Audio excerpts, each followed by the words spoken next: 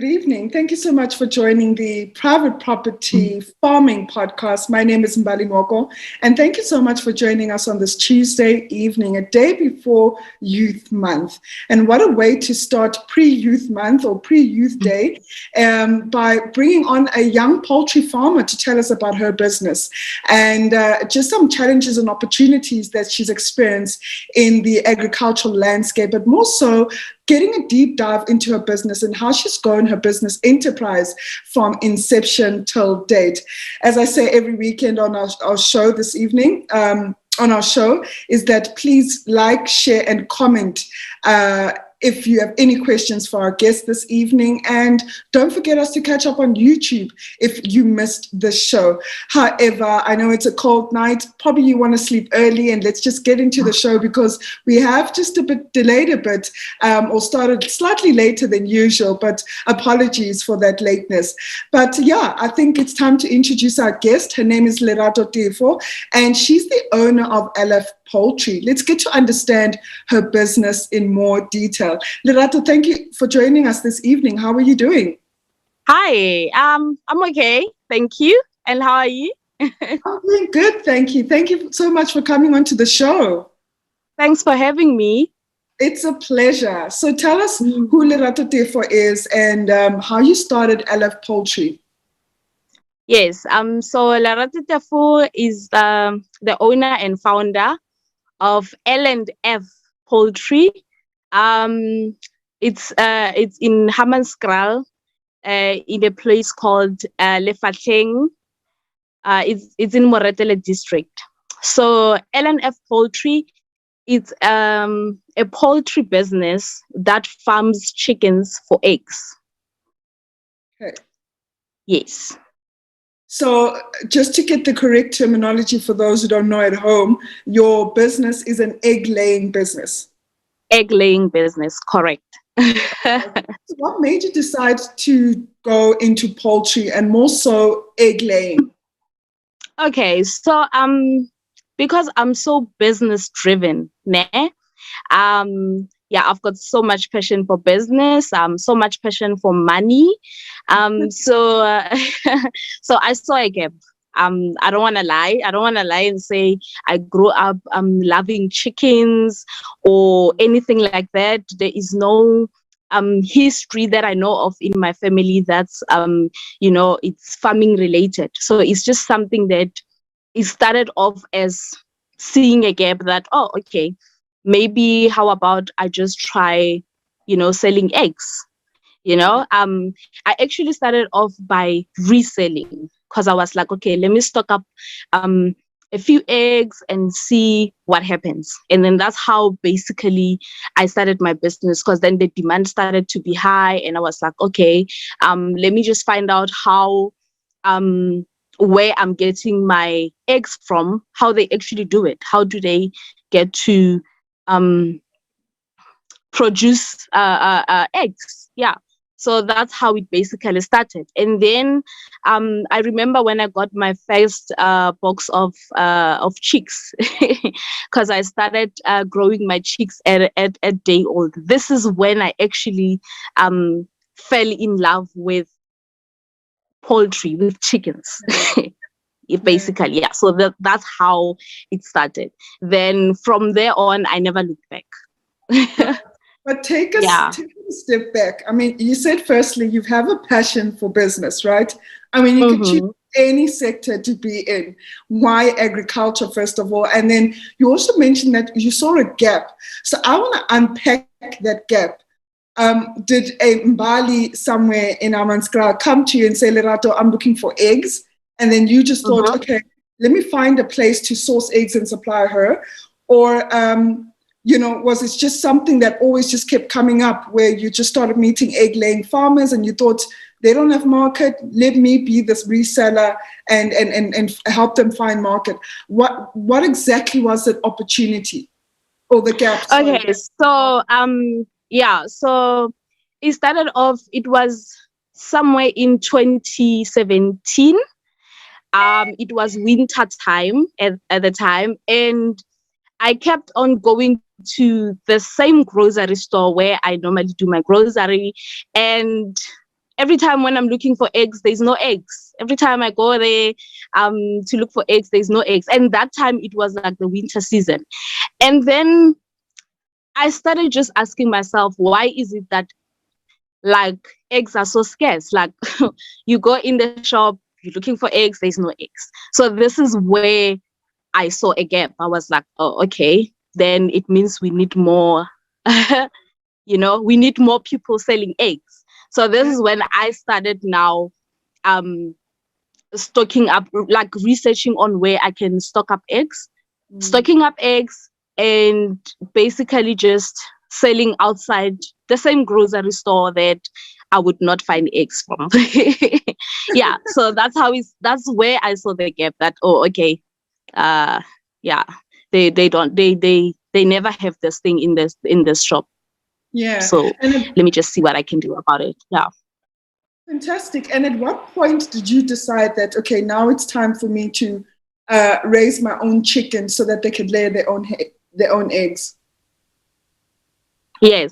So it was at a point when the demand started to be high. Like now, I will stock up a few boxes and I will run out. And I will go to my supplier, and my supplier also ran out.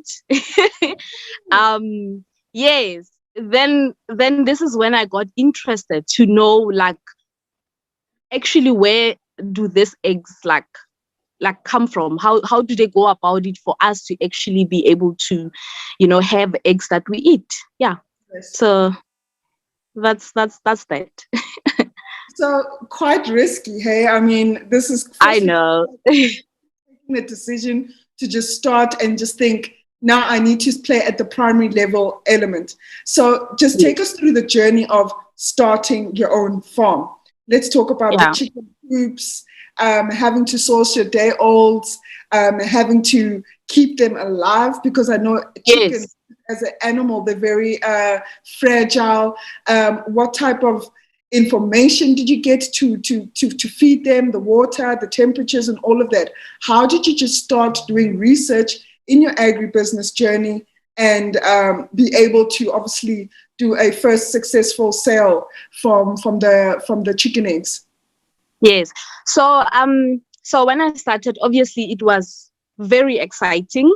I think most poultry farmers, they will tell you how awesome it feels to just have your first, just one box of your chicks.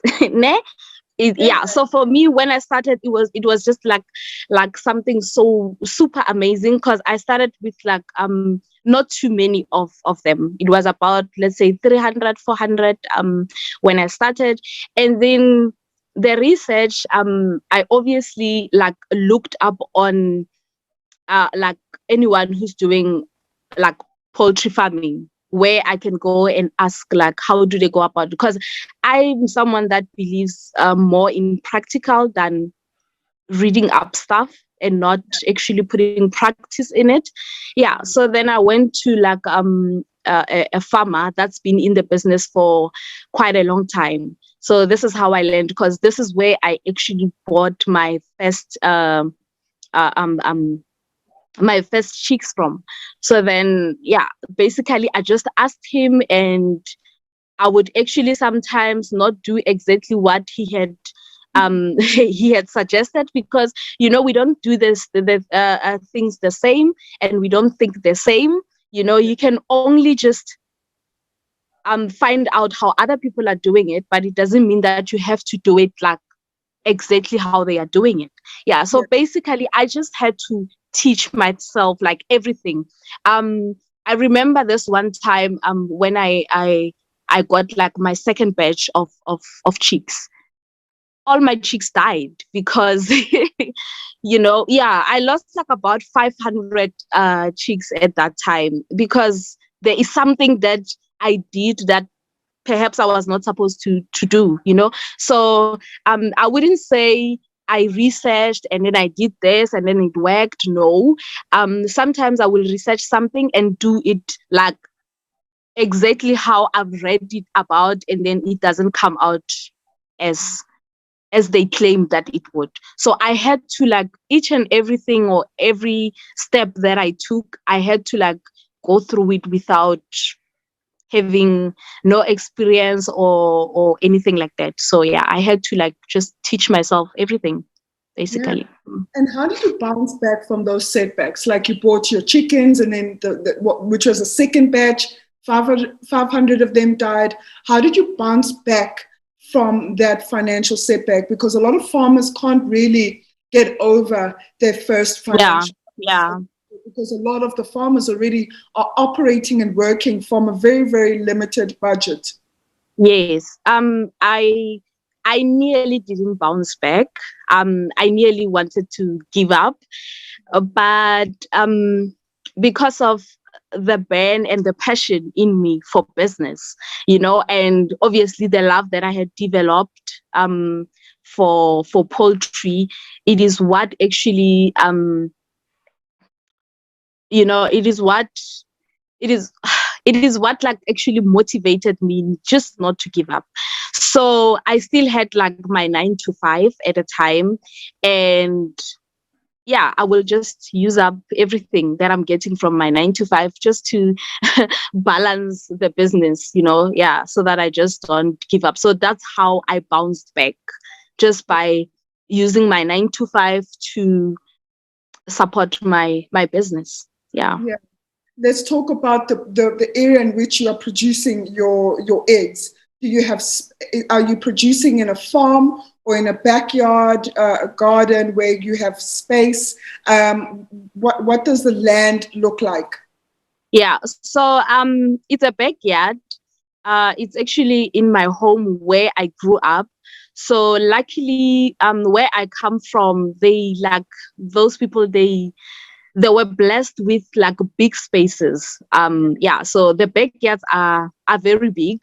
So I managed to use the space for like over over 3,000, I can say, of layers. So yeah, the space is big. It's a backyard space. I just recently secured 12 hectares of land. So now this is now me expanding and going bigger, because I think I have learned what I needed to learn, and now it's time for me to jump in, to take another step, and yeah, we'll see how it goes. Yeah, so I'm currently still at my backyard space, yeah, but I'm about to to move to a bigger space, a much more bigger space.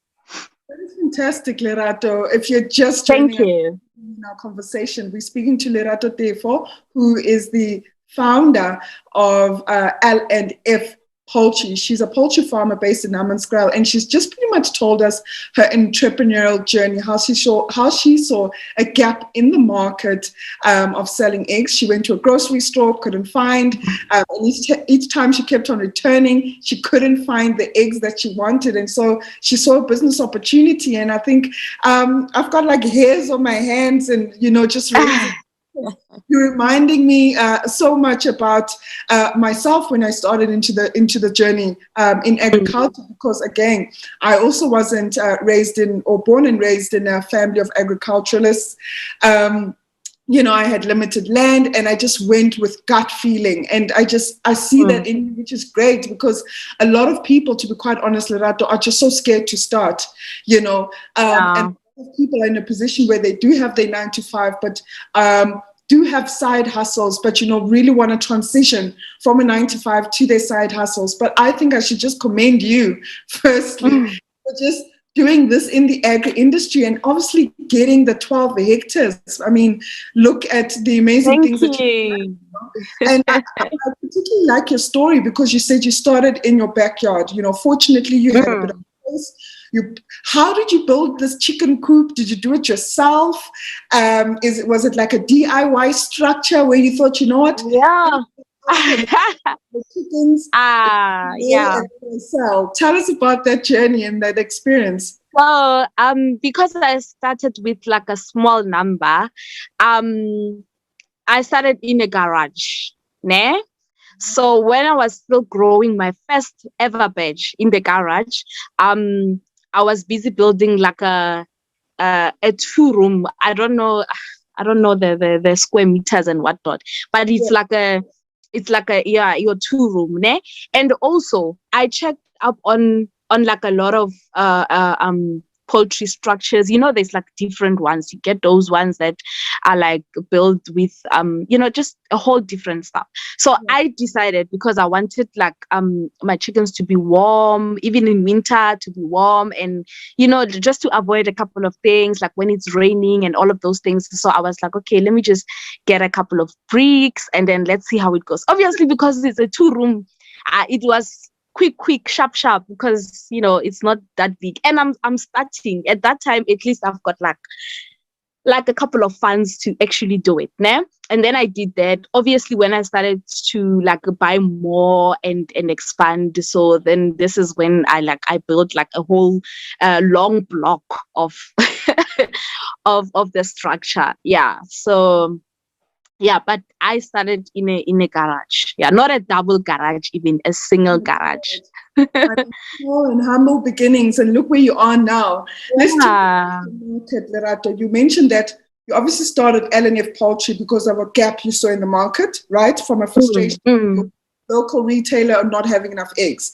And then you went to find eggs from a farmer and starting it supplying, and still selling outside that grocery store. Did it ever come to mind to say, okay, let me approach the manager of that grocery store and say, I would like to supply you with eggs because maybe I've been shopping from this grocery store for XY years and you hardly have any eggs. So did you approach them?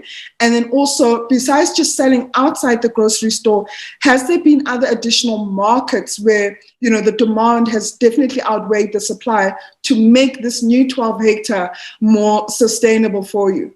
Yes. Yeah. So now, obviously, as you know, in Muzanzi, we've got like what we call levels, ne? So obviously, I also wanted to be on the shelves. I think that's every farmer's, it's on every farmer's list that they also want to be on the shelf, which is not as glamorous as it looks, by the way.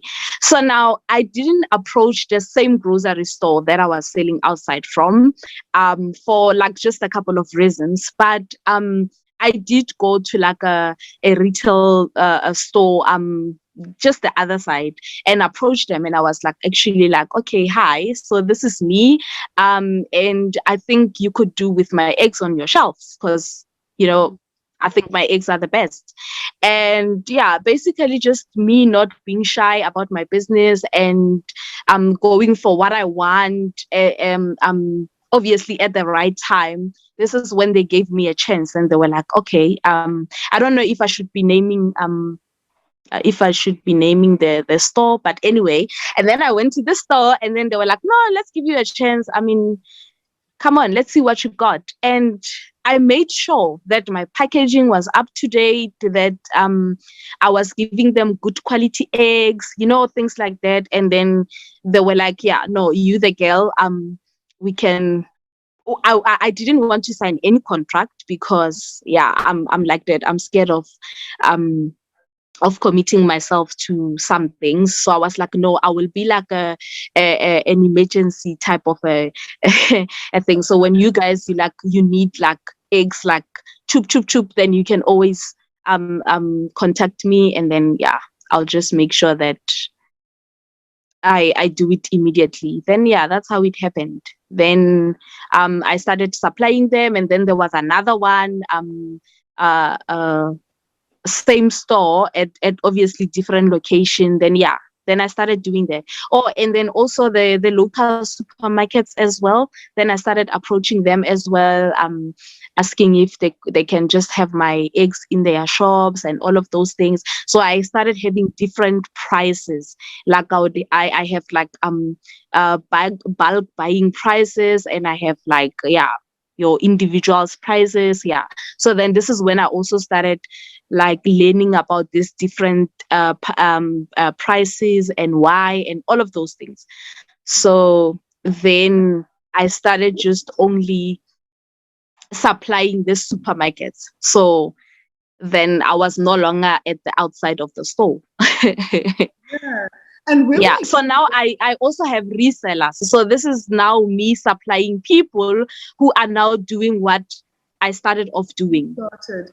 Yeah. So Yeah. my Yeah. follow-up question to that is, are you still buying from the farmer that you were procuring eggs from? And my second question is, where did you get all this business acumen, in terms of figuring out prices to say this is a bulk buying price, this is a single price, targeting the different supermarkets, because supermarkets have very small margins. How did you come up with that? Maybe just breakdown of figuring out the price that you would market your eggs for. Yeah, so the feed prices, because this is one thing that actually kills a lot of poultry businesses, or I can just say farming as a whole. Feed. So feed prices is what determines how much I sell my eggs for, because at the end of the day, I still want to be able to make money from this eggs and be able to buy feed so that I can feed the chickens so that they can continue producing. So if the feed price goes up, then I also need to now increase my prices. If they go lower, well, it depends. If I also go lower, or I just stick to the price. But definitely the feed prices, it is what what drives me to change prices and yeah. You said now you're a reseller. Are you still buying, maybe to meet demand perhaps? Are you still buying eggs from the farmer you used to procure from in the beginning? No, not anymore. And also it's because of I don't it's there's a big demand, ne? But also I don't make promises that I can't keep or anything like that. If you come up to me, you are a supermarket and you're like, okay, can you start supplying me with this much eggs per week? If I know that I can't meet your demand at that time, I just tell you that, okay, you know what, maybe starting from in 3 months time I can start doing that. And also that is what actually motivates me to to grow and expand, because the higher the demand, the higher I need to go. So the higher the demand, this is the higher way I need to go higher and higher and higher. So yeah, I don't stock up from my supplier anymore. But thank God for my supplier. Yeah, where you are. Tell us about your future aspirations, Lerato, for this 12 hectare. What are you planning on doing on it? Yes, I want to go I want to go big, hey, big, like go into crop as well, because in farming, this is the thing. These things like they balance each other. I feel like in farming you can never say no, nah, I'm just a, a, a layer farmer only. Like they need balance, because for breakfast people need eggs, wabana kadi mushroomnyana, what, and then they still have to have like le supper at kasapa babatla, a roasted chicken, wabana. So this is why I want to now start doing mixed farming, so that I can be able to basically cover your whole meal plan. Wow. Yeah. Wow. And are you running L&F Poultry alone, or is there a partner, maybe the F in that business? Yes, I've been getting a lot of questions like that, because there's L and F. So my name is Lerato, I guess. So that's the L, and the F, it's my son, my child. Yes. So this is also me now building a legacy, wabana. Yeah. So I am doing it alone, because he's he's not very young. I mean, he's a teenager. So I'm still showing him around, obviously slowly. Yeah. So, but that's LNF. So yeah, currently I'm running things by myself. Yeah. I'm sure it's been I such can the accountant and all of those people. and I think you should, because if you're looking at expanding to 12 Yeah. years, No, definitely. and Yeah. In future, I'll definitely. You can never grow doing it alone. absolutely, You need a whole lot of people to help you for you to be order yeah. to So make it. Yeah. just to sum up our conversation this evening, Lerato, just as a young person in the agri industry, and tomorrow we obviously have Youth Day, what advice would you give, firstly, maybe to agri graduates who are at home seeking employment, or to just young people in agriculture? Okay. Yo. So my advice would be start, ne? But don't start it because Lerato is doing it or Mbali is doing it. Just see where there's a gap.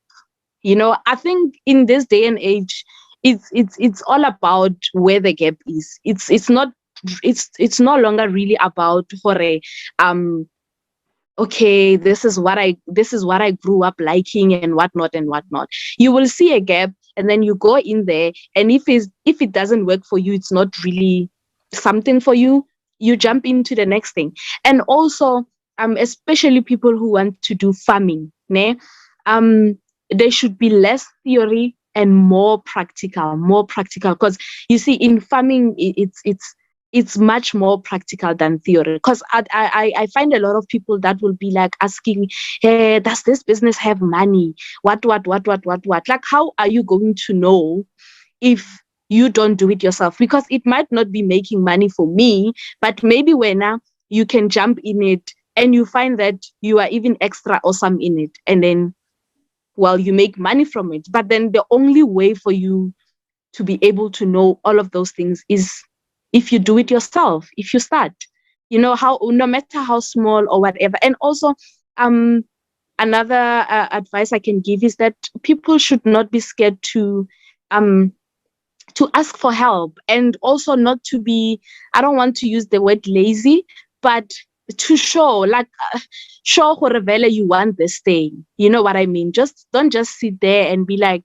oh, does it have money, oh, what ish, nah, I don't know, like go in there and do it. And also there's like a whole lot of things. It's not only that you can just go into farming because maybe you think for Mbali is working out or for Lerato is working out. Like in everything, just go for it. Go in there and do it. Don't just admire and read up about things and watch us on Zoom meeting and be like, this is so cute and whatnot. No, like do it. And then you don't, also for people who don't have like enough funds to like actually start their own thing, like buy chicks and whatnot, you can always start by reselling. I mean, that's how I started. You can always stock up from Mbali, you can stock up from Lerato and sell. So I don't believe there's such thing yeah, it's hard because I cannot chelete or all of those things. You can always start smaller. Start ka go reseller and check your market. Start ka go reseller and know exactly who's your clientele. Yeah, I think I think that's my advice basically. Hey, I can go on the whole night, ne? Really walked the walk and talked the talk, and you are a living proof of what you started has come into fruition. I mean, now you're supplying supermarkets and you're doing it at your own favorable terms. You're not jumping for contracts that will tie you in and bind you. You are still taking it one step and day at a time, so that the business grows. Yeah, so I think it's obviously definitely valuable advice for people to just start, for people not to make excuses, for people to use what they have, whether it's limited resources or not. And one day they will find themselves in a position where they're getting opportunities like yours, for example. Hey, yeah. 12 hectares of leased land, getting your product into markets on the shelves, which is a dream for many people. So, you know what, Lerato, big ups to you for just... Thank you, Mbali. And I hope it grows in leaps and bounds, because a lot of people are seeking employment, whether it's training people in your local community. And trust me, I think you are an inspiration to the local people in your community, especially the young ones. Because, like, just telling us your story today, you've just started from nothing, seeing a gap, and you decided to go for it. So thank you so much for your time this evening. I really appreciate it. And all the best with Thanks for having me. It's a pleasure. Thank you. That was it for tonight. We were talking to Lerato Tefo, who is the founder of F Poultry. She's a poultry farmer based in Hammanskraal and is currently selling eggs to her local supermarkets and various stores, and also additional clients who are resellers of her eggs, because she started off as a reseller. She saw a gap in the market and decided to go for it.